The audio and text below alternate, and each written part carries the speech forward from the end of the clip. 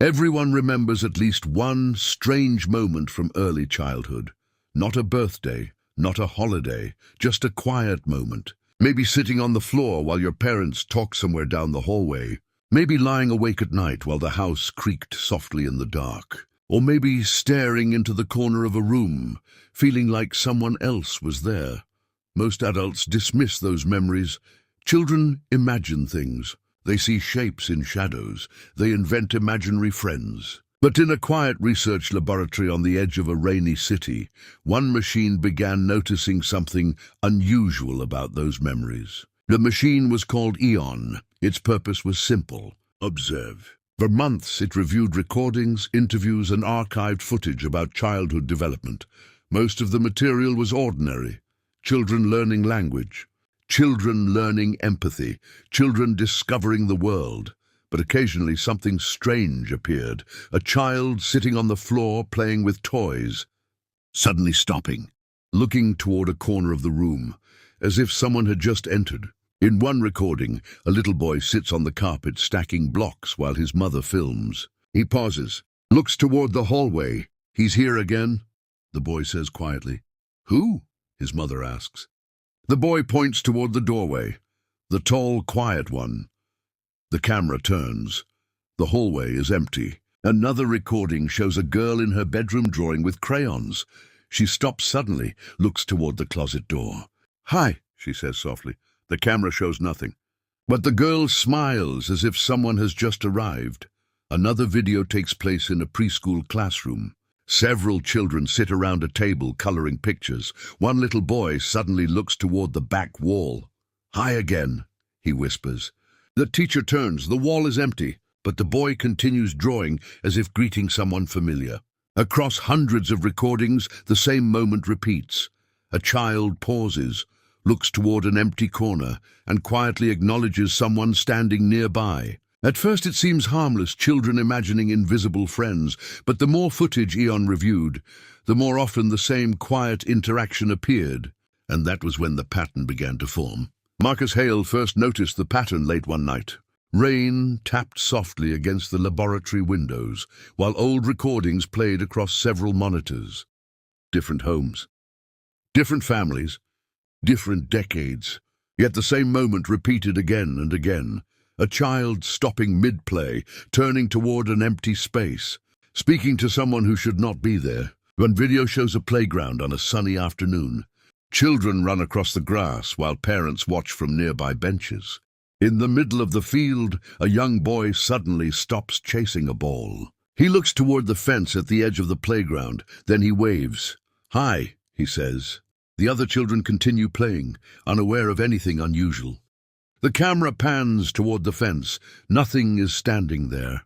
Another recording takes place during a youth football practice. Children in oversized helmets run drills across the field. One small player stops near the sideline.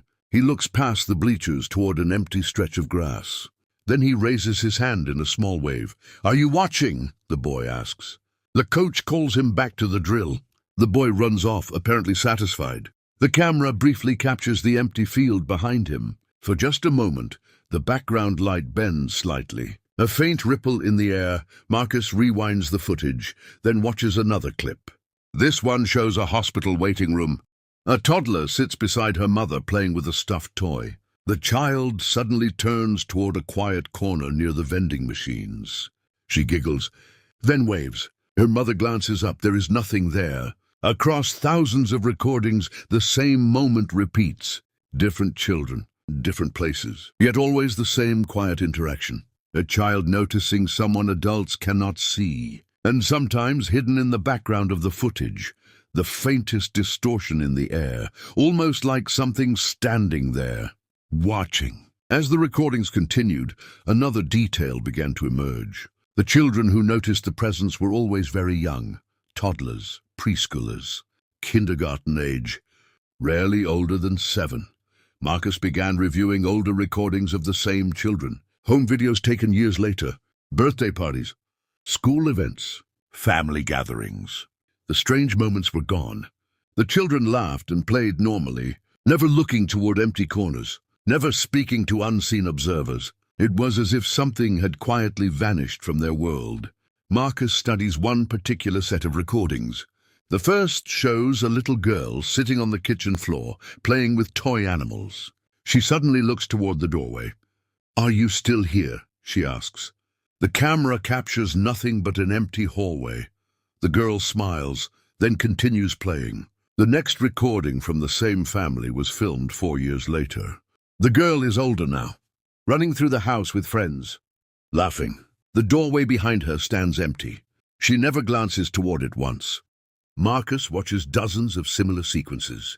Children noticing someone when they are young, then gradually losing that awareness as they grow older. It is not the presence that disappears. It is the children who stop seeing it. Marcus leans back slowly. Every adult alive today was once a child, which means every adult may have once shared a room with that silent observer. They simply no longer remember. The rain outside the laboratory grows heavier. Marcus sits quietly while the final recordings continue playing across the screens. Children drawing pictures, children playing with toys, children occasionally pausing to greet someone nearby. The same quiet moment repeating across decades of footage. In one final recording, a small boy sits on the floor building a toy castle. He suddenly stops, looks toward the corner of the room. "Hi again," he says. He waves. The camera captures nothing in the corner, but the background light bends slightly, a faint ripple in the air. Then it fades. Marcus slowly exhales. If the presence has been observing children for generations, then every human life may have begun the same way. A quiet moment, a child sitting alone in a room, while something ancient stands nearby, watching, studying, waiting. Marcus slowly looks away from the monitors. The laboratory is silent except for the hum of machines. For several seconds, nothing moves. Then the light along the far wall bends slightly, just for a moment, a faint ripple, almost invisible. Marcus stares into the corner of the room, and somewhere in homes all across the world, children are still sitting quietly in their bedrooms, looking toward empty corners, smiling and saying hello.